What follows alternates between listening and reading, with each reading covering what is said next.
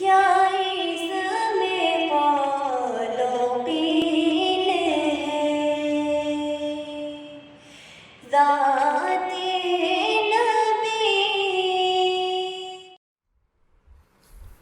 औज़ुबिल्लाहि समील अलीम मिनश शैतानिर्रजीम बिस्मिल्लाहिर्रहमानिर्रहीम। अल्हम्दुलिल्लाहि वहदा वस्सलातु वस्सलामु अला मन ला नबिय्य बअदा। अस्सलामु अलैकुम वरहमतुल्लाहि वबरकातुहू। जिस तरह आप तमाम जानते हैं कि सीरतुन नबी के लेक्चर्स अल्हम्दुलिल्लाह जारी हैं। आज इंशाअल्लाह हम सुलह हुदैबिया यानी ट्रीटी ऑफ हुदैबिया के बारे में गुफ्तगू करेंगे। अब हम नबी करीम सल्लल्लाहु अलैहि वसल्लम की मदनी ज़िंदगी के आखिरी चंद सालों के जो डेज़ हैं उन पर हमारी गुफ्तगू जारी है। मदनी ज़िंदगी में यहूदियों की शरारतें चलती रही और नबी करीम सल्लल्लाहु अलैहि वसल्लम ने मदीना को यहूदियों से पाक किया। सुलह हुदैबिया ये मदनी ज़िंदगी का एक अहम वाक़या है, जिस वाक़ये के अंदर बहुत सारे सबक हैं और ये लेसन्स हमारी ज़िंदगी के लिए गोल्डन रूल्स है।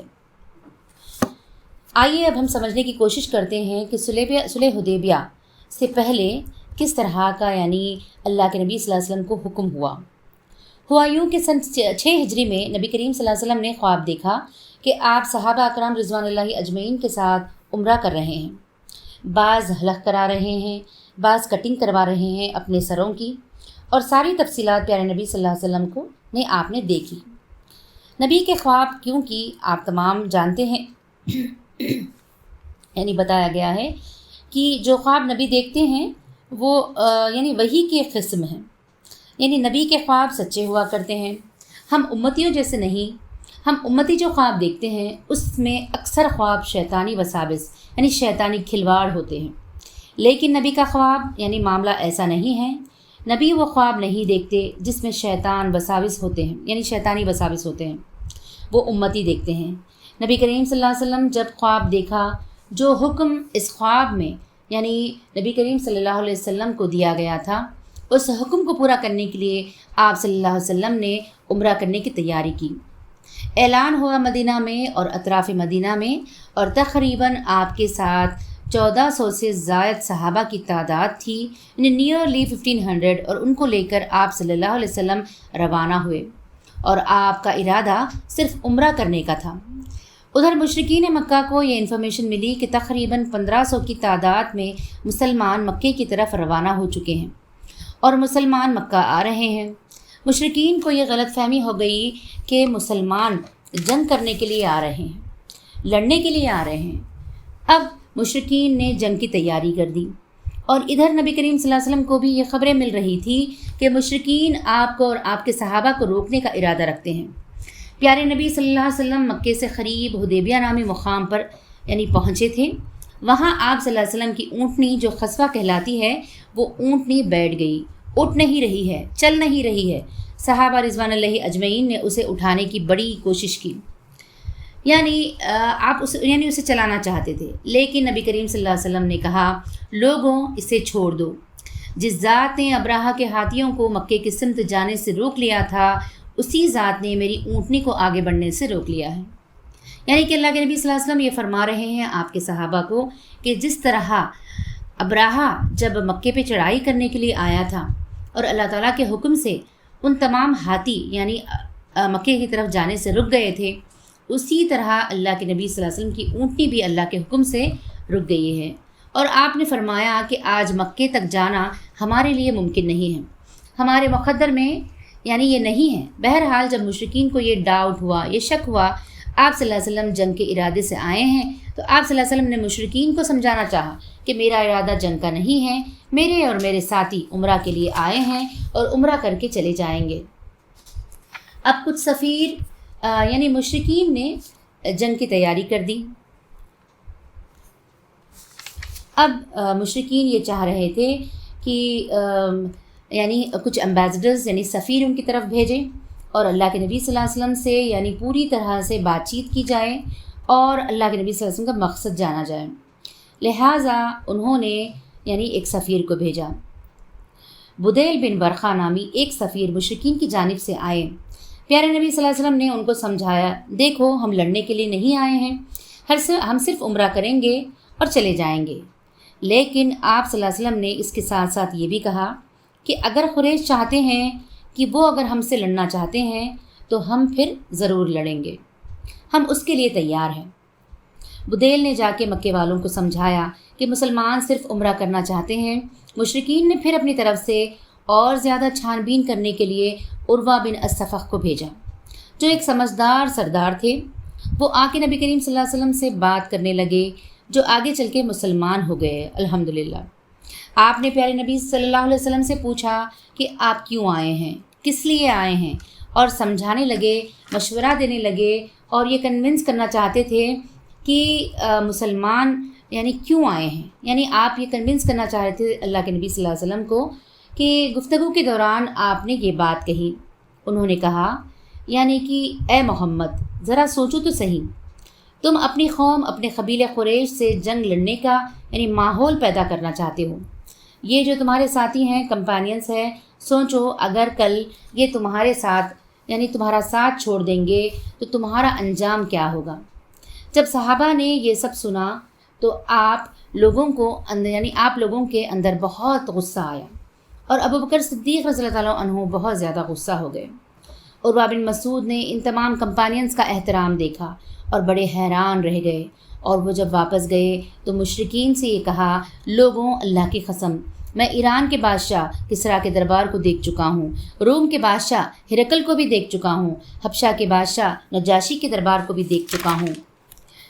لیکن جو عزت محمد کی ان کے ساتھی کر رہے ہیں، میں نے وہ عزت و احترام وہ تعظیم نہ ایران کے بادشاہ کی دیکھی، نہ ایران کے بادشاہ کسریٰ کی دیکھی، نہ روم کے بادشاہ ہرقل کی دیکھی، اور نہ ہی کسی دربار میں دیکھی۔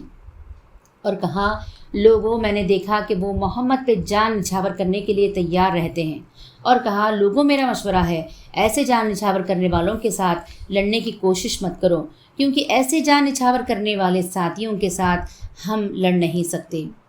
تو آپ دیکھیے یہ بہت زیادہ سمجھدار سردار تھے، اور وہ سمجھ گئے کہ جب ایسے جانشین ساتھی اللہ کے نبی صلی اللہ علیہ وسلم کے ساتھ موجود ہے، جو آپ کو یعنی بال بھی تھوڑا سا بھی تکلیف نہیں پہنچتے ہوئے دیکھ نہیں سکتے، تو یہ سمجھدار سردار سمجھ گئے کہ ایسے لوگوں کے ساتھ لڑنا بہت زیادہ خطرے کی بات ہے۔ پیارے نبی صلی اللہ علیہ وسلم نے یعنی سوچا کہ مکے سے سفیر آ رہے ہیں تو ہم بھی سفیر بھیجتے ہیں۔ اپنے داماد سے کہا کہ تم جاؤ، یعنی حضرت عثمان بن عفان رضی اللہ عنہ سے کہا کہ جاؤ اور مکے والوں سے ملاقات کرو، اور عثمان بن عفان رضی اللہ عنہ مکہ پہنچ گئے، اور آپ نے یعنی مشرکوں کو سمجھایا کہ ہم صرف یہاں پر عمرہ کریں گے، عمرہ کرنے کے لیے آئے ہیں، ہم جنگ کا ارادہ نہیں رکھتے، اور عمرہ کرنا چاہتے ہیں اور صرف عمرہ کر کے چلے جائیں گے۔ مکے والوں نے کہا، ہم سوچ کر جواب دیں گے۔ ان سے مکے والوں نے کہا، آپ طواف کر لیجئے، لیکن حضرت عثمان بن عفان رضی اللہ عنہ نے کہا، جب تک اللہ کے نبی طواف نہیں کریں گے میں بھی طواف نہیں کروں گا۔ سبحان اللہ، یہ اللہ کے نبی صلی اللہ علیہ وسلم کی تربیت تھی، یہ آپ صلی اللہ علیہ وسلم کے ساتھیوں کا یہ طریقہ تھا کہ اپنے لیڈر کی بہت زیادہ عزت کرتے تھے، اور بہت زیادہ مقام آپ لوگوں کے دلوں میں تھا۔ اور یہ سچے لیڈر کی نشانی ہے کہ جو فالوورز، جو ساتھی ان کے ہوتے ہیں، ان کے لیے جان نچھاور کرنے کے لیے تیار ہو جائیں۔ ہوا یہ کہ مشرکین نے چاہا کہ وہ پہلے مشورہ کریں گے اور عثمان بن عفان کو جواب دیں گے۔ ایز اے رزلٹ ہوا یہ کہ عثمان بن عفان رضوان اللہ یعنی رضی اللہ تعالیٰ عنہ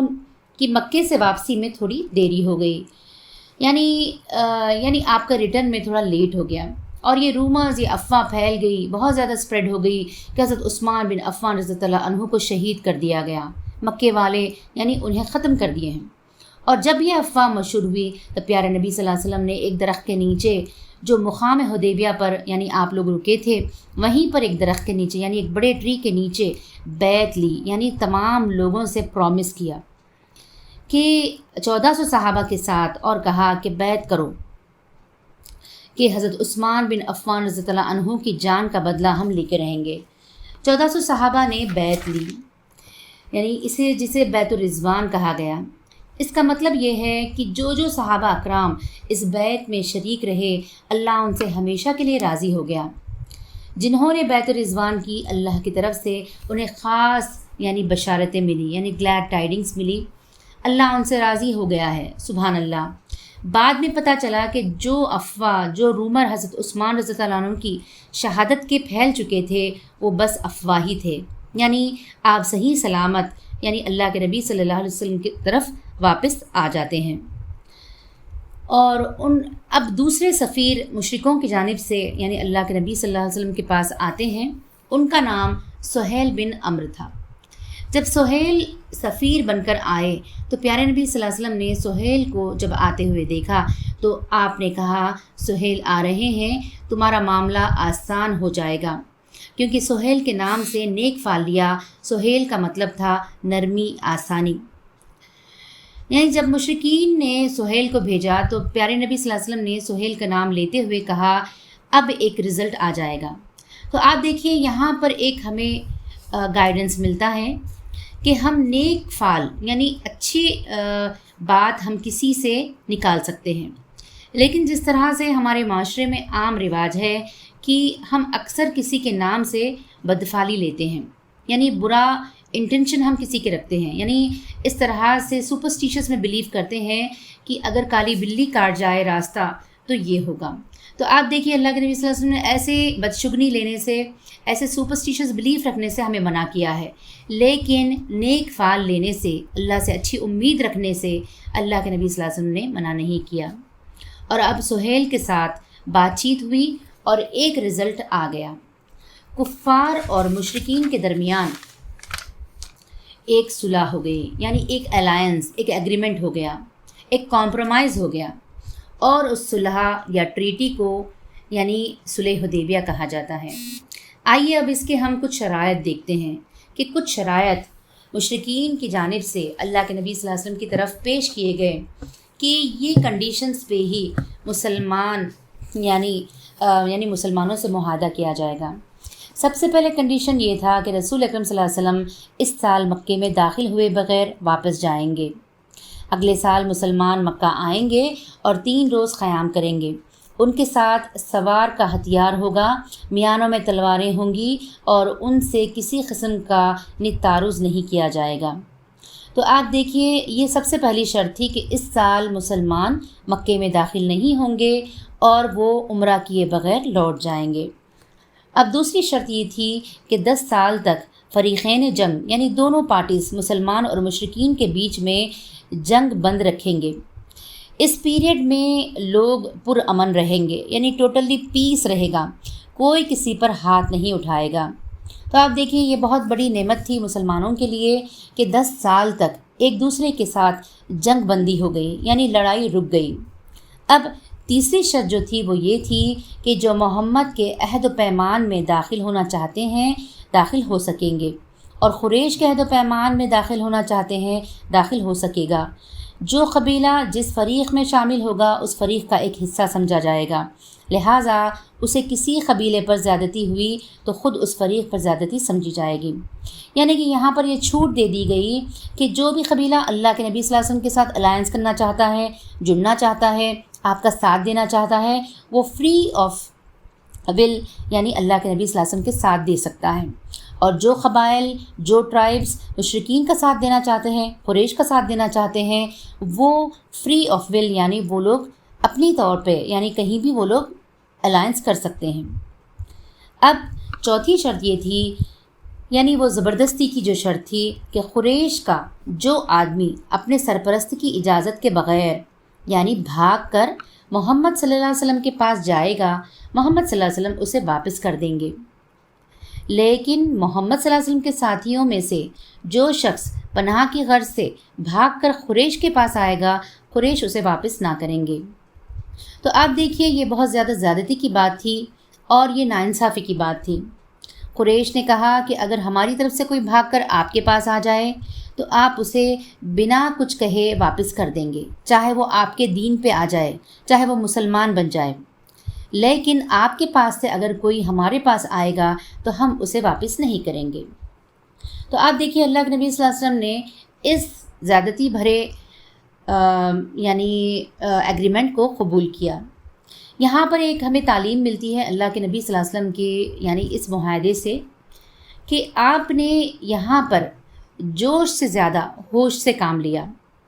اور تبلیغ اسی کا کام ہے، یعنی مطلب یہی ہے، مشن جو ہمارا ہے یعنی اللہ کے دین کو پھیلانا، اس میں جوش سے زیادہ ہوش کی ضرورت ہوتی ہے۔ اور اس صلح حدیبیہ میں بہت سارے رولز ہیں ہم امتیوں کے لیے۔ اس کے بعد آپ دیکھیں اللہ کے نبی صلی اللہ علیہ وسلم نے حضرت علی کو بلایا کہ تحریر لکھ دیں، یعنی کہ ایگریمنٹ لکھا جائے۔ یہ املا کرایا یعنی ڈکٹیشن کرایا، بسم اللہ الرحمن الرحیم۔ اس پر سہیل نے کہا ہم نہیں جانتے رحمان کیا ہے، آپ یوں لکھیے بسمک اللہم، اے اللہ تیرے نام سے۔ نبی کریم صلی اللہ علیہ وسلم نے حضرت علی رضی اللہ عنہ کو حکم دیا کہ یہی لکھو۔ تو آپ دیکھیے بار بار اللہ کے نبی صلی اللہ علیہ وسلم اپنے حکمت عملی سے، اپنی حکمت سے تمام کنڈیشنز کو قبول کر رہے ہیں۔ تو آپ دیکھیے اس کے بعد کے جو فوائد ہیں، اس کے بعد جو بینیفٹس مسلمان کو ملتے ہیں، ہم آگے انشاءاللہ اس کے اوپر گفتگو کریں گے۔ لیکن یہاں پر غور کرنے کی بات یہ ہے کہ اللہ کے نبی صلی اللہ علیہ وسلم ان تمام کنڈیشنز کو کیوں قبول کر رہے ہیں۔ اس کے بعد آپ صلی اللہ علیہ وسلم نے یہ ڈکٹیٹ کرایا کہ یہ وہ بات ہے جس پر محمد رسول اللہ نے یعنی صلح کی ہے۔ اس پر سہیل نے کہا اگر ہم جانتے کہ آپ اللہ کے رسول ہیں تو پھر ہم نہ تو آپ کو بیت اللہ سے روکتے اور نہ جنگ کرتے، لہٰذا آپ محمد بن عبداللہ لکھوائیے۔ تو آپ دیکھیے سہیل نے اللہ کے نبی صلی اللہ علیہ وسلم کو یعنی رسول ماننے سے انکار کر دیا۔ آپ نے فرمایا میں اللہ کا رسول ہوں اگرچہ تم لوگ جھٹلاؤ۔ پھر حضرت علی رضی اللہ عنہ کو حکم دیا کہ محمد بن عبداللہ لکھیں اور لفظ رسول اللہ مٹا دیں، لیکن حضرت علی رضی اللہ عنہ کو یہ گوارا نہیں ہوا اور آپ نے لفظ مٹانے سے انکار کر دیا، لہٰذا نبی کریم صلی اللہ علیہ وسلم نے خود اپنے ہاتھ سے یہ مٹا دیا۔ اس کے بعد پوری دستاویز لکھی گئی۔ آپ دیکھیے اس دستاویز لکھنے کے دوران ایک واقعہ ہوتا ہے۔ یہ واقعہ یہ ہے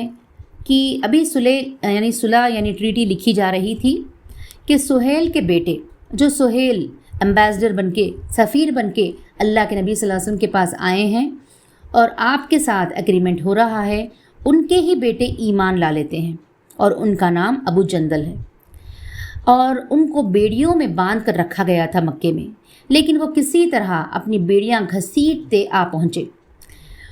وہ زیر مکہ سے نکل کر آئے تھے، یعنی مکہ کے اندر سے وہ بھاگتے ہوئے آئے۔ انہوں نے یہاں پہنچ کر اپنے آپ کو مسلمانوں کے درمیان ڈال دیا۔ سہیل نے کہا یہ پہلا شخص ہے جس کے متعلق میں آپ سے معاملہ کرتا ہوں کہ آپ اسے واپس کر دیں۔ تو آپ دیکھیے نبی کریم صلی اللہ علیہ وسلم نے فرمایا ابھی تو ہم نے یعنی مکمل یہ الائنس یا ٹریٹی مکمل نہیں کیا ہے۔ اس نے کہا تب میں آپ سے کسی بات پر صلح ہی نہیں کروں گا، یعنی صلح کا کوئی معاملہ ہی نہ کروں گا۔ نبی کریم صلی اللہ علیہ وسلم نے فرمایا اچھا تو تم اس کو میری خاطر چھوڑ دو۔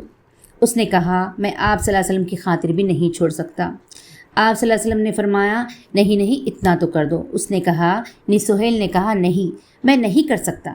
پھر سہیل نے ابو جندل کے چہرے پر چانٹا رسیدہ اور مشرکین کی طرف واپس کرنے کے لیے ان کے کرتے کا گلا پکڑ کر گھسیٹا۔ ابو جندل رضی اللہ تعالیٰ عنہ نے زور زور سے چیخ کر کہا اور آپ کہنے لگے کہ مسلمانوں کیا میں مشرکین کی طرف واپس کیا جاؤں گا کہ وہ مجھے میرے دین سے متعلق فتنے میں ڈال دیں۔ یعنی بہت زیادہ ظلم ان کے اوپر ہو رہا تھا اور ابو جندل رضی اللہ تعالیٰ عنہ بہت زیادہ یعنی پریشان تھے اور اللہ کے نبی صلی اللہ علیہ وسلم کے سامنے آ گئے اور بہت زیادہ یعنی رونے لگے۔ رسول اکرم صلی اللہ علیہ وسلم نے فرمایا ابو جندل صبر کرو اور اسے باعث ثواب سمجھو، اللہ تمہارے لیے اور تمہارے ساتھ جو دوسرے مسلمان ہیں ان سب کے لیے کشادگی اور پناہ کی جگہ بنائے گا۔ ہم نے قریش سے صلح کر لی ہے اور ہم نے ان کو اور انہوں نے ہم کو اس پر اللہ کا عہد دے کر رکھا ہے، اس لیے ہم بد عہدی نہیں کر سکتے۔ سبحان اللہ۔ تو آپ دیکھیے یہاں پر اللہ کے نبی صلی اللہ علیہ وسلم کی یعنی جو آپ نے اس الائنس کا اور اللہ کو حاضر ناظر جان کر یہ الائنس کیا مشرکین سے، لیکن آپ نے اس کی بہت زیادہ یعنی اس کا پاس و لحاظ رکھا، جبکہ ایک مومن آپ کے سامنے آیا ہے، رو رہا ہے، گڑ گڑا رہا ہے کہ مجھے واپس نہیں جانا ہے، لیکن اللہ کے صلی اللہ علیہ وسلم یعنی جو بات مومن کی زبان سے نکلتی ہے وہ یعنی وعدہ خلافی، یعنی مومن وعدہ خلافی نہیں کر سکتا، لہٰذا اللہ کے نبی صلی اللہ علیہ وسلم نے ابو جندل کو صبر کرنے کی تلقین دی۔ اور ایک بات میری پیاری بہنوں یہاں پر ہمیں معلوم ہوتی ہے کہ جب کوئی انتہا گزر جائے ظلم زیادتی کی مومنوں کے اوپر، مسلمانوں کے اوپر، تب اللہ تعالیٰ چاہتا ہے، اللہ کے نبی صلی اللہ علیہ وسلم نے خود یہ بتایا کہ صبر کرو اور یہ باعث ثواب سمجھو، یعنی کہ اس کا اجر اللہ تعالیٰ دنیا میں بھی دے گا اور آخرت میں بھی اسے دے گا، اور انشاءاللہ اللہ تعالیٰ ہمیں کشادگی بخشتا ہے جب بھی کوئی مصیبت آتی ہے۔ تو یہ ہمارے لیے سنہری باتیں ہیں جب ہم سیرت کی کتابیں پڑھتے ہیں، سیرت کے کئی ایسے معاملات، اللہ کے نبی صلی اللہ علیہ وسلم کی زندگی کے کئی ایسے پہلو جب ہم جانتے ہیں تو ہمیں اپنی زندگی میں عمل کرنے کے لیے کئی ایسی باتیں معلوم ہوتی ہیں۔ یہاں پر ہمیں 2 باتیں معلوم ہوئی کہ جب کسی سے ہم وعدہ کر لیں تو اس وعدے کا پاس و لحاظ رکھیں، اور دوسری بات یہاں پر معلوم ہوئی کہ اگر ظلم چاہے کتنا ہی یعنی بڑھ جائے لیکن صبر کرنا، اگر کوئی راستہ نہیں ہے، اگر کوئی یعنی کوئی راہ نہیں دکھائی دے رہی ہے تو اللہ تعالیٰ چاہتا ہے کہ بس ہم صبر کریں۔ آئیے آپ دیکھیے پھر آگے جو صلح حدیبیہ میں ہوتا ہے کہ اللہ کے نبی صلی اللہ علیہ وسلم نے معاہدہ لکھا، یعنی پورا مکمل ہو گیا، اور آپ نے فرمایا اپنے صحابہ سے اٹھو اور اپنے اپنے جانور قربان کر دو، کیونکہ آپ لوگ اب مکہ نہیں جانے والے تھے، لہٰذا جو جانور آپ کے ساتھ آئے تھے اللہ کے نبی صلی اللہ علیہ وسلم نے حکم دیا کہ آپ اپنے جانور قربان کر دو، لیکن واللہ کوئی بھی نہیں اٹھا، حتیٰ کہ آپ صلی اللہ علیہ وسلم نے یہ بات 3 بار دہرائی مگر پھر بھی کوئی نہ اٹھا۔ تو آپ صلی اللہ علیہ وسلم نے حضرت ام سلمہ کے پاس گئے اور لوگوں کی یعنی اس عمل کو آپ کے سامنے ذکر کیا۔ ام المومنین نے کہا، یا رسول اللہ صلی اللہ علیہ وسلم، اگر آپ ایسا چاہتے ہیں تو پھر آپ صلی اللہ علیہ وسلم تشریف لے جائیے اور کسی سے کچھ کہے بغیر چپ چاپ اپنا جانور ذبح کر دیجیے اور اپنے حجام کو بلا کر سر منڈوا لیجیے۔ اس کے بعد رسول اکرم صلی اللہ علیہ وسلم نے یعنی باہر تشریف لائے اور کسی سے کچھ کہے بغیر یہی کیا، یعنی اپنا قربانی کا جانور ذبح کر دیا اور حجام کو بلا کر سر منڈوا لیا۔ جب لوگوں نے دیکھا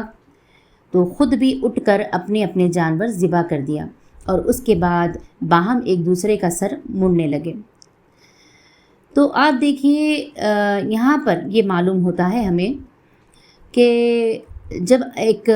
بیوی کا یہاں پر اگر ہم جائزہ لیں تو اللہ کے نبی صلی اللہ علیہ وسلم کی جو اہلیہ یعنی امہات المومنین حضرت ام سلمہ رضی اللہ تعالیٰ عنہ کے پاس جب آپ یہ پریشانی لے کر گئے کہ صحابہ اکرام رضوان اللہ اجمعین اللہ تعالیٰ کے نبی صلی اللہ علیہ وسلم کے حکم کے باوجود بھی وہ نہیں اٹھ رہے ہیں، کیونکہ صحابہ اکرام رضوان اللہ اجمعین بہت زیادہ غم میں تھے کہ وہ عمرہ نہیں کر پا رہے ہیں، اور یہ جو ٹریٹی ہوئی تھی، یہ جو الائنس ہوا تھا، اس سے کئی لوگ خوش نہیں تھے، یعنی کچھ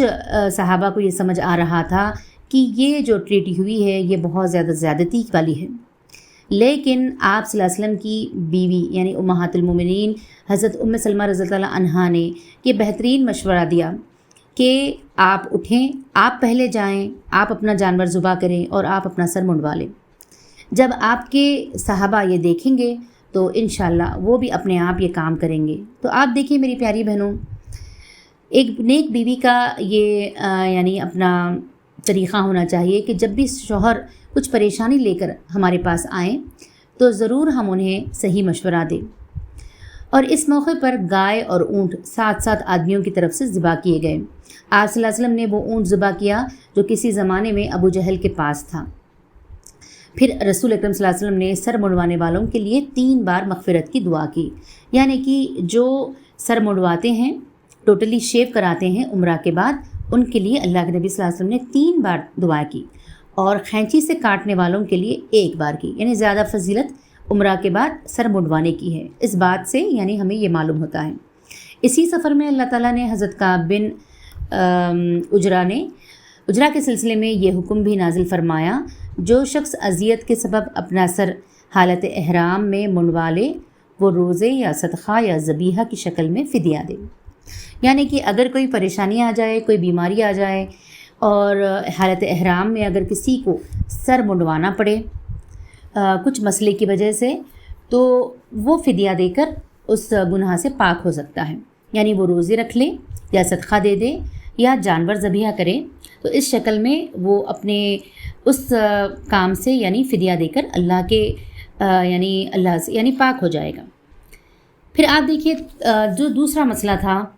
صلح حدیبیہ کے بعد وہ یہ تھا کہ مہاجر عورتیں یعنی واپس آ رہی تھیں، یعنی مکے سے جو عورتیں ایمان لائی تھیں وہ تمام خواتین، وہ تمام مومنین، یعنی وہ عورتیں اللہ کے نبی صلی اللہ علیہ وسلم کے پاس مدینہ واپس آ رہی تھیں۔ تو ہوا یہ کہ اس کے بعد کچھ مومن عورتیں آ گئیں، ان کے اولیاء نے مطالبہ کیا کہ حدیبیہ میں جو صلح مکمل ہو چکی ہے اس کی روح سے انہیں واپس کیا جائے۔ اب جو عورتیں آ گئی ہیں ان کے جو بھی اولیاء تھے، ان کے جو بھی گارڈینز تھے، وہ لوگ اللہ کے نبی صلی اللہ علیہ وسلم کے پاس آئے اور یہ مطالبہ کرنے لگے کہ انہیں واپس کیا جائے، لیکن رسول اکرم صلی اللہ علیہ وسلم نے یہ مطالبہ اس دلیل کی بنا پر ریجیکٹ کر دیا، اور آپ نے یہ کہا کہ معاہدے میں جو ایگریمنٹ میں جو لکھا گیا ہے وہ اس طرح ہے، اور یہ معاہدہ اس شرط پر کیا جا رہا ہے کہ ہمارا جو آدمی آپ کے پاس جائے گا آپ اسے لازماً واپس کر دیں گے، خواہ وہ آپ ہی کے دین پر کیوں نہ ہوں۔ لہٰذا عورتیں اس معاہدے میں سرے سے داخل ہی نہیں تھیں۔ تو آپ صلی اللہ علیہ وسلم نے یہ بہت زیادہ حکمت کے ساتھ یہاں پر یہ فیصلہ کیا کہ یہ جو معاہدہ ہمارے بیچ ہوا ہے، مشرکین اور مسلمانوں کے بیچ صلح حدیبیہ ہوئی ہے، اس میں مرد آدمیوں کا ذکر ہے اور عورتوں کا نہیں ہے۔ سبحان اللہ، یہ حکمت تھی آپ کی۔ تو آپ دیکھیے اللہ تعالیٰ نے یعنی فرمایا، اے اہل ایمان، جب تمہارے پاس مومن عورتیں ہجرت کر کے آئیں تو ان کا امتحان لو، اللہ ان کے ایمان کو بہتر جانتا ہے، بس اگر انہیں مومنہ جانو تو کفار کی طرف نہ پلٹاؤ، نہ وہ کفار کے لیے حلال ہیں اور نہ وہ کفار ان کے لیے حلال ہیں، البتہ ان کے کافر شوہروں نے جو مہر ان کو دیے تھے اسے واپس دے دو، اور پھر تم پر کوئی حرج نہیں کہ ان سے نکاح کر لو جب کہ انہیں ان کے مہر ادا کر دو، اور کافرہ عورتوں کو اپنے نکاح میں نہ رکھو۔ تو آپ دیکھیے اللہ تعالیٰ یہاں پر کتنی پیاری بات بتا رہے ہیں کہ عورت کا جو حق ہوتا ہے نکاح کے وقت وہ ہے مہر، یعنی یہاں پر اللہ تعالیٰ فرما رہے ہیں کفار کے پاس جب یہ عورتیں چھوٹ کر مومنوں کے پاس جب آ جائیں تو انہیں چاہیے کہ ان کی طرف سے دیے ہوئے مہر کو، یعنی جو ہدیہ، جو اماؤنٹ نکاح میں عورت کو دیا جاتا ہے ایز اے گفٹ، تو یہ پیسے، یہ جو بھی چیز ہے تمہارے پاس مہر میں جو دی گئی تھی، وہ اپنے پرانے شوہروں کو واپس کر دو، کافر شوہروں کو واپس کر دو۔ اور یہاں پر اگر تم ان مومن عورتوں کو اپنے نکاح میں لینا چاہتے ہو تو مہر ادا کر دو۔ تو آپ دیکھیے آج کے معاشرے میں ہم کئی ایسی بیکار رسمیں رواجیں اپنی زندگیوں میں اپناتے ہیں، یعنی شادی شدہ جوڑا جو ہوتا ہے، جو کپل ہوتا ہے، وہ کئی ایسی چیزیں، کئی ایسی بیجا چیزیں جس سے کوئی شریعت کا دینا لینا نہیں ہے، ایسی چیزوں کو اپنایا جاتا ہے، ڈاوری لی جاتی ہے۔ لیکن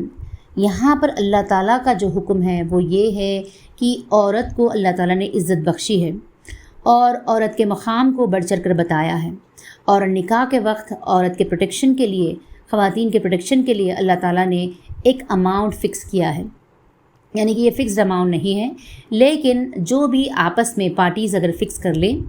نکاح کے وقت تو وہ عورت کو نکاح کے طور پہ ہی، یعنی نکاح میں ہی دیا جانا چاہیے۔ تو یہ بہت زیادہ اہم بات ہے کہ عورت کے لیے اللہ تعالیٰ نے کئی ریزرویشنز رکھے ہیں، یعنی وہ نکاح کر کے بھی جب جاتی ہے تو وہ ایک گفٹ کے طور پہ اپنے شوہر سے کچھ پاتی ہے۔ سبحان اللہ، یہ ہمارے دین کی یعنی سب سے خوبصورت بات ہے۔ اس آیت کے نازل ہونے کے بعد جب کوئی مومن عورت ہجرت کر کے آتی تو رسول اللہ صلی اللہ علیہ وسلم اللہ تعالیٰ کے اس ارشاد کی روشنی میں اس کا امتحان لیتے۔ تو آپ دیکھیے آگے اللہ تعالیٰ قرآن میں فرماتے ہیں، اے نبی صلی اللہ علیہ وسلم، جب تمہارے پاس مومن عورتیں آئیں اور اس بات پر بیعت کریں کہ وہ اللہ کے ساتھ کسی چیز کو شریک نہ کریں گی، تو سب سے پہلی چیز انہیں جانچنے کی وہ یہ ہے کہ توحید، کیا وہ شرک کریں گی، کیا وہ مشرکہ ہے، کیا وہ ایک اللہ کو ماننے والی ہیں۔ تو اللہ تعالیٰ یہاں پر فرماتے ہیں اللہ کے ساتھ کسی کو شریک نہ کریں گی، چوری نہ کریں گی، زنا نہ کریں گی، اپنی اولاد کو قتل نہ کریں گی، اپنے ہاتھ پاؤں کے درمیان سے کوئی بہتان گھڑ کر نہ لائیں گی،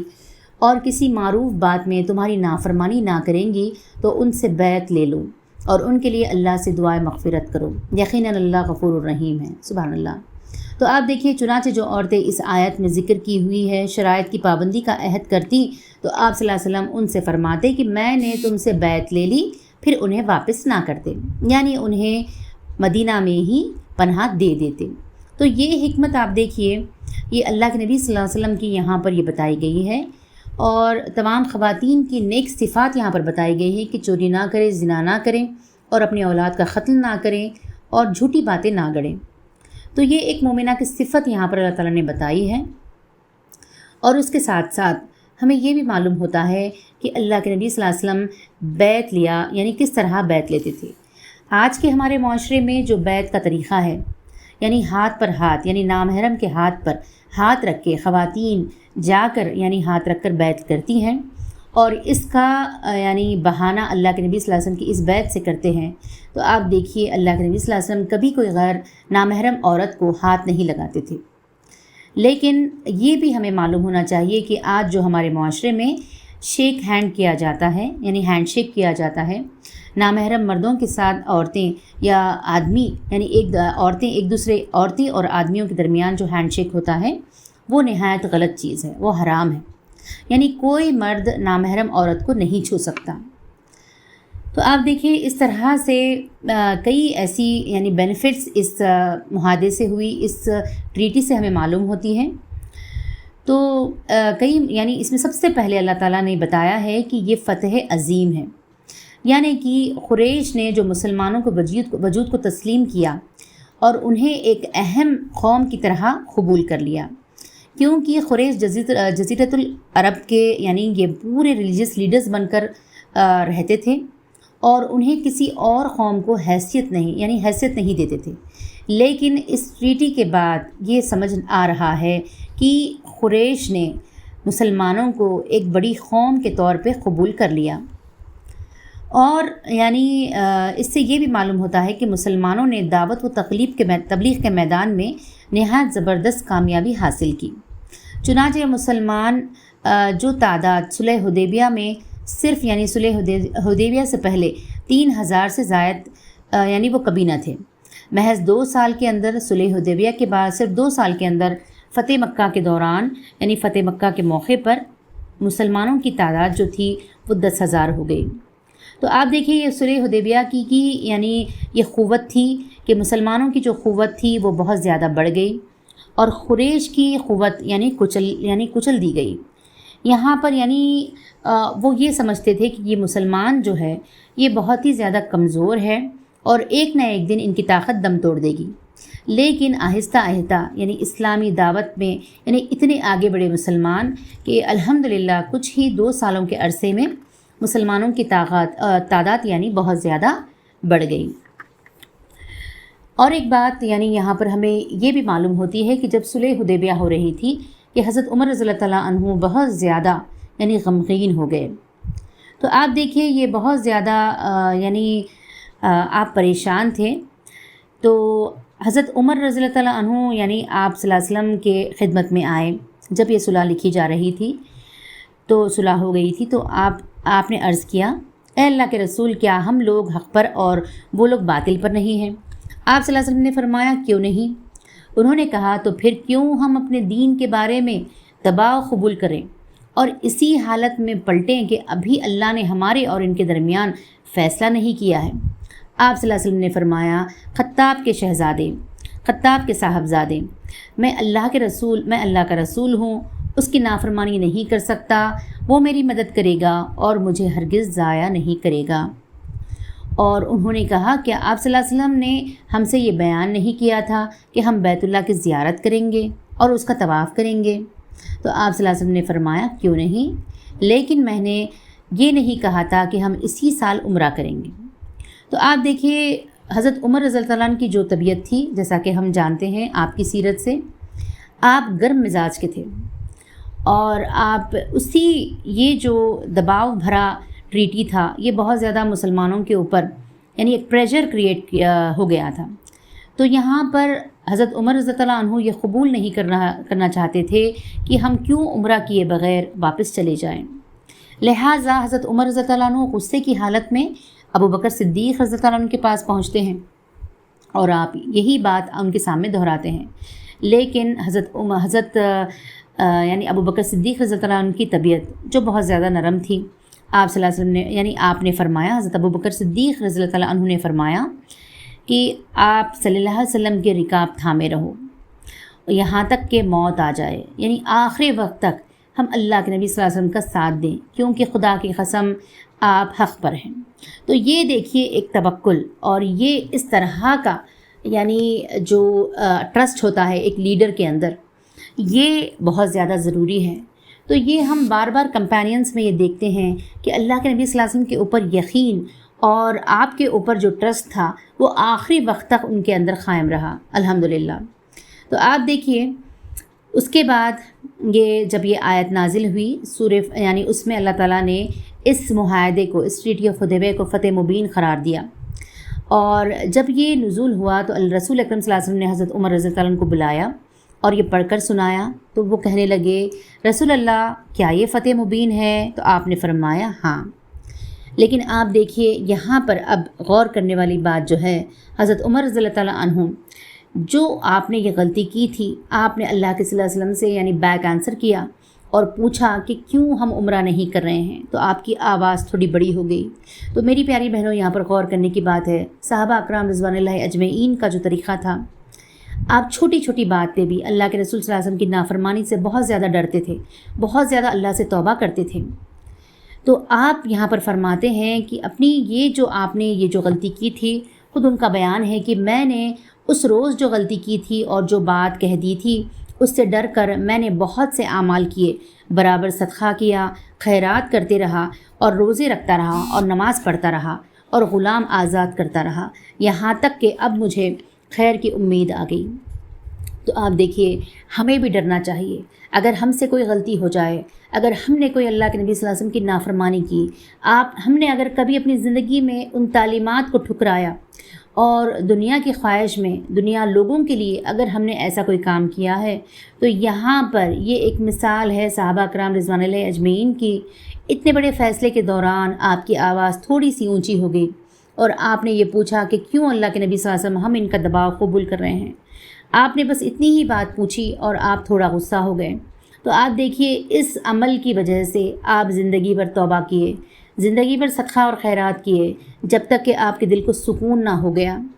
تو یہ عمل ہمارے اندر بھی ہونا چاہے، اگر ہم سے کوئی غلطی ہو جائے جانے انجانے، تو پھر ہمیں اللہ سے اچھی امید رکھنی چاہیے اور بہت زیادہ توبہ کرنا چاہیے۔ اب آئیے دیکھتے ہیں ایک مسئلہ تھا کہ کمزور مسلمان جو مکے میں رہ گئے تھے ان کا ایک مسئلہ پیش آیا، یعنی کہ جو مسلمان مکے میں رہ گئے تھے اور اس صلح کے تحت وہ مدینہ نہیں آ سکتے تھے، لیکن اکا دکا مسلمان جو بہت زیادہ پریشان اور جن کا حوصلہ بہت زیادہ بلند تھا وہ نکل کر آ گئے۔ رسول اکرم صلی اللہ علیہ وسلم مدینہ واپس تشریف لائے اور وہ آپ مطمئن ہو چکے تھے۔ اب مکے میں جو اذیتیں دی جا رہی تھیں، ایک شخص بھاگ کر مدینہ آ گیا، وہ یعنی ان کا نام تھا ابو البصیر رضی اللہ تعالیٰ عنہ، یعنی یہ صحابی تھے۔ وہ قبیلے ثقیف سے تعلق رکھتے تھے اور قریش کے یعنی دوست تھے، یعنی الائنس میں تھے۔ قریش نے ان کی واپسی کے لیے 2 آدمی بھیجے اور کہلوایا کہ ہمارے اور آپ کے درمیان جو عہد و پیمان ہوا ہے اس کی تعمیل کیجیے۔ نبی کریم صلی اللہ علیہ وسلم نے ابو البصیر سے یعنی ان کو حوالے کر دیا۔ لہٰذا اللہ کے نبی صلی اللہ علیہ وسلم یہاں پر ہمیں پھر دوبارہ دیکھتے ہیں کہ اللہ کے نبی صلی اللہ علیہ وسلم نے جو ایگریمنٹ ہوا تھا اس کا پاس لحاظ جاری رکھا، یعنی اسے توڑا نہیں۔ جو وعدہ آپ نے مشرکین سے کیا تھا اس کے ہی تحت آپ نے ابو البصیر کو واپس ان 2 یعنی سپاہیوں کے حوالے کر دیا۔ یہ دو سپاہی یعنی انہیں ہمراہ لے کر روانہ ہوئے اور ذوالحلیفہ پہنچ کر اترے اور کھجور کھانے لگے۔ ہوا یوں کہ ابو البصیر نے ایک شخص سے کہا، اے فلاں، خدا کی قسم میں دیکھتا ہوں کہ تمہاری یہ تلوار بڑی عمدہ ہے، یعنی آپ نے باتوں میں الجھا دیا۔ ابو البصیر نے ان 2 سپاہیوں میں سے ایک سپاہی کو باتوں میں الجھا دیا۔ اس شخص نے اسے نیام سے نکال کر کہا، ہاں واللہ یہ بہت عمدہ ہے، یعنی وہ تلوار کی تعریف کرنے لگے۔ میں نے اس کا بارہا تجربہ کیا ہے، یعنی بار میں نے اس تلوار سے کئی بار میں نے تجربہ کیا ہے۔ ابو البصیر نے کہا، ذرا مجھے دکھاؤ میں بھی دیکھوں۔ اس شخص نے ابو البصیر کو تلوار دے دی اور ابو البصیر رضی اللہ تعالیٰ عنہ نے تلوار لیتے ہی اسے مار کر ڈھیر کر دیا۔ تو آپ دیکھیے دوسرا شخص جو تھا ابو البصیر کے ساتھ، وہ بھاگ کر مدینہ آیا اور دوڑتا ہوا مسجد نبوی میں گھس گیا۔ رسول اکرم صلی اللہ علیہ وسلم نے اسے دیکھ کر فرمایا، یہ خوفزدہ نظر آتا ہے۔ وہ شخص نبی کریم صلی اللہ علیہ وسلم کے پاس پہنچ کر بولا، میرا ساتھی خدا کی قسم قتل کر دیا گیا ہے، یعنی ابو البصیر نے اسے قتل کر دیا ہے اور میں بھی قتل ہی کیا جانے والا ہوں۔ اتنے میں ابو البصیر رضی اللہ عنہ آ گئے۔ آپ بولے یا رسول اللہ، اللہ نے آپ صلی اللہ علیہ وسلم کا عہد پورا کر دیا ہے اور آپ نے مجھے ان کی طرف پلٹا دیا، یعنی آپ نے تو بھیج دیا، آپ کا تو کام ہو گیا، آپ نے جو وعدہ کیا تھا وہ آپ نے وعدہ پورا کر لیا، پھر اللہ نے مجھے اس سے نجات دے دی۔ رسول اکرم صلی اللہ علیہ وسلم یعنی بہت زیادہ پریشان ہو گئے، اور یہ دیکھ کر ابو البصیر سمجھ گئے کہ اب انہیں پھر کافروں کے حوالے کیا جائے گا، اس لیے وہ مدینہ سے نکل کر ساحل سمندر پر آ گئے، یعنی کہ وہ بھاگتے ہوئے وہاں سے مدینہ بھی چلے گئے۔ تو آپ نے یہ کہا کہ اے اللہ کے نبی، میں مکہ بھی نہیں جاؤں گا، تو لہٰذا وہ یعنی مدینہ سے نکل گئے۔ ادھر ابو جندل رضی اللہ تعالیٰ عنہ یعنی جو سہیل کے بیٹے تھے وہ بھی چھوٹ گئے، یعنی بھاگے اور ابو البصیر سے جا کر مل گئے۔ تو آپ دیکھیے جو مکے میں جو پریشان تھے، جو مسلمان جو مدینہ بھی نہیں جا سکتے تھے، جو بہت زیادہ یعنی لاچار اور پریشان تھے اس ٹریٹی کی وجہ سے، لیکن اللہ تعالیٰ نے انہیں راحت دی، اللہ تعالیٰ نے انہیں آسانیاں بخشی کیونکہ انہوں نے صبر کیا۔ تو اب دیکھیے یہ ہوتے ہوتے جو بھی مسلمان پریشان مکے میں رہتے وہ لوگ جا کر ابو البصیر اور ابو جندل کے فوج میں مل جاتے۔ ایک چھوٹی سی وہاں پر ایک یہ آرمی تیار ہو گئی، یعنی یہ قابل صحابہ تھے اور یہ لوگ مسلمانوں کے یعنی مکے والوں کے ظلم سے بہت زیادہ ستائے ہوئے تھے۔ انہوں نے اپنا گھر بار چھوڑا، اپنی رقم چھوڑی، اپنے تمام جائیداد کو چھوڑا، اپنے رشتہ داروں کو چھوڑا، اور ایمان کے لیے وہ اپنا گھر بار چھوڑ کر پریشان حال وہ ایک جگہ رہنے لگے۔ تو آپ دیکھیے یہاں پر یہ ہو گیا کہ یہ ہوتے ہوتے ایک چھوٹی سی یہ آرمی بن گئی۔ اب قریش کا جو بھی آدمی اسلام لا کر بھاگتا وہ ابو البصیر سے جا ملتا، یہاں تک کہ ان کی ایک جماعت اکٹھی ہو گئی۔ اس کے بعد ان لوگوں نے ملک شام آنے والے کسی بھی قریشی قافلے کا پتہ چلتا تو وہ اس سے ضرور چھیڑ چھاڑ کرتے اور قافلے والوں کو مار کر ان کا مال لوٹ لیتے۔ تو آپ دیکھیے یہاں پر یہ کس طرح ان کے لیے جائز تھا، کیونکہ آپ دیکھیے یہ بہت زیادہ ستائے ہوئے لوگ تھے، بہت زیادہ پریشان لوگ تھے، ان کے اوپر بہت زیادہ ظلم اور زیادتی ہو رہی تھی، ان کی ہر چیز ان سے چھینی گئی تھی۔ کس نے؟ قریش نے چھینی تھی۔ لہٰذا ان کا یہ حق بنتا تھا کہ جب یہ کہ قریش کے قافلے ان کے پاس سے گزرتے تو وہ قافلوں کو لوٹ لیتے۔ قریش بہت زیادہ تنگ آ گئے، اب بہت زیادہ پریشان ہو گئے کہ وہاں سے کوئی قافلہ ان کا گزرنے ہی نہیں دے رہے ہیں۔ آپ لوگ نبی کریم صلی اللہ علیہ وسلم کے پاس آئیں، یعنی قریش نے یہ کہلوا بھیجا اور واسطہ دیا کہ اور پیغام دیا کہ انہیں اپنے پاس بلا لیجیے، یعنی کس کو؟ ابو البصیر اور ابو جندل کی جو فوج میں کئی لوگ یعنی جو جماعت بن گئی تھی، اللہ کے نبی صلی اللہ علیہ وسلم سے قریش التجا کر رہے ہیں کہ اللہ کے نبی صلی اللہ علیہ وسلم انہیں بلا لیجیے۔ تو اس کے بعد اللہ کے نبی صلی اللہ علیہ وسلم نے انہیں بلوا لیا اور وہ مدینہ آ گئے الحمدللہ۔ تو آپ دیکھیے اللہ تعالیٰ نے یہ آسانیاں بخشی جنہوں نے صبر کیا۔ اور پھر اس کے بعد یعنی صلح حدیبیہ کے بعد سب سے بڑی کامیابی مسلمانوں کے لیے یہ بھی ہوئی کہ بڑے بڑے سردار جو تھے قریش کے وہ یعنی اسلام قبول کر لیے، جیسے کہ یعنی حضرت عمرو بن عاص، خالد بن ولید اور عثمان بن طلحہ رضی اللہ تعالیٰ عنہم مسلمان ہو گئے۔ جب یہ لوگ خدمت نبی میں حاضر ہوئے تو آپ صلی اللہ علیہ وسلم نے فرمایا مکے نے اپنے جگر گوشوں کو ہمارے حوالے کر دیا ہے الحمدللہ۔ بہرحال امن کی یعنی اس مرحلے میں جو صلح حدیبیہ کے بعد شروع ہوا، یعنی یہ جو پیس کا راستہ، یہ جو پیسفل ٹریٹی تھی، یعنی پیس صلح حدیبیہ کی جو ٹریٹی تھی، اس کے بعد بالکل امن کے ساتھ مسلمان آگے بڑھے اور مسلمانوں کو اسلامی دعوت پھیلانے اور تبلیغ کرنے کا بہت اہم موقع ہاتھ آ گیا الحمدللہ۔ تو آپ دیکھیے یہاں پر اللہ کے نبی صلی اللہ علیہ وسلم کی جو حکمت تھی اس صلح حدیبیہ میں، اور بہت زیادہ دور کی سوچ رکھتے تھے، اور اللہ تعالیٰ نے جو وحی کے ذریعے یعنی آپ یہ یقین اور توکل رکھتے تھے کہ اللہ تعالیٰ کا میں رسول ہوں اور مجھے اللہ ضائع نہیں کرے گا، تو اللہ تعالیٰ نے بہت زیادہ مسلمانوں کا ساتھ دیا اور یہ ٹریٹی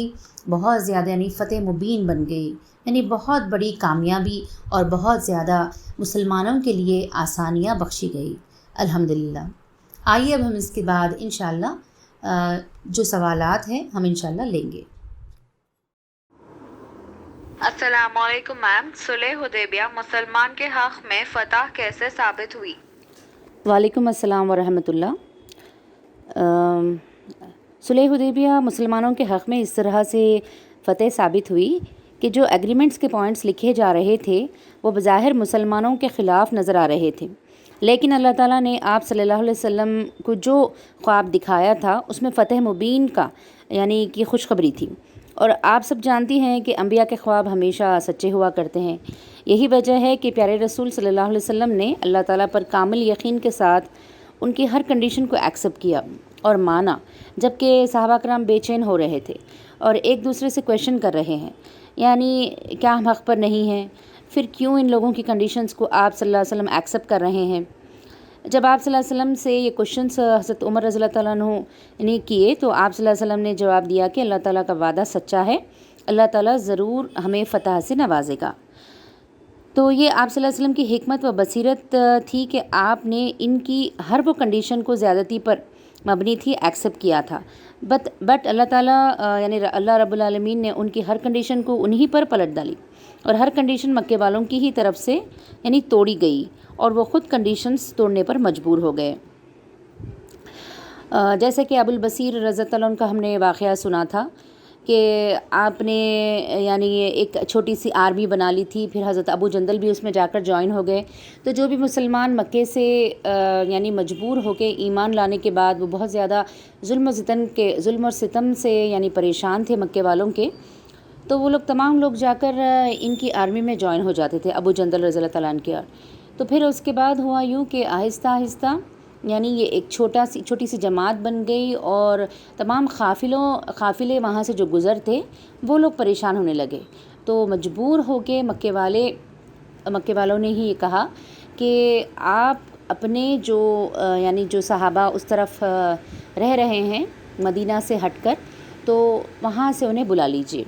تو آپ دیکھیے یہ ایسی کنڈیشن تھی کہ وہ لوگ زیادتی پر تھے اور مکے میں جو بھی شخص ایمان لاتے وہ مدینہ نہیں جا سکتے تھے، لیکن مجبور ہو کے مکے والوں نے ہی اس عہد کو یعنی اس کنڈیشن کو توڑ دیا۔ اور دوسری اہم بات کہ جب ایک دو پارٹیز کے درمیان معاہدہ ہوتا ہے یعنی الائنس ہوتا ہے، ایگریمنٹ ہوتا ہے، تو اس سے یہ سمجھنے آتا ہے کہ ان دو پارٹیز نے ایک دوسرے کو ریکگنائز کیا۔ تو جو مکے والے تھے مسلمانوں کو کوئی ریکگنائز نہیں کرتے تھے اور مسلمانوں کی کوئی حیثیت نہیں سمجھتے تھے، لیکن مجبور ہو کے ان کو یہ ماننا پڑا کہ مسلمانوں کی طاقت ہے اور مسلمانوں کو ایز ایک قوم کی طرح انہوں نے قبول کیا اور ایگریمنٹ کی۔ تو یہ سب سے بڑی ریکگنیشن جو ہے یہ فتح عظیم ہے۔ تو اللہ تعالیٰ نے بھی اس کا ذکر اللہ تعالیٰ نے بھی قرآن میں فرمایا ہے، لہٰذا یہ فتح مبین ثابت ہوئی اور تبلیغ کے دروازے بھی کھل گئے بعد میں، تو بہت زیادہ آسانی سے۔ اور پھر اگلے 2 سالوں میں یعنی صحابہ کی تعداد بہت زیادہ بڑھ گئی، یعنی 10,000 تک صحابہ یعنی اللہ کے نبی صلی اللہ علیہ وسلم پر ایمان لا لیے۔ تو لہٰذا یہ ہر حال میں فتح مبین ہی ثابت ہوئی۔ جزاک اللہ۔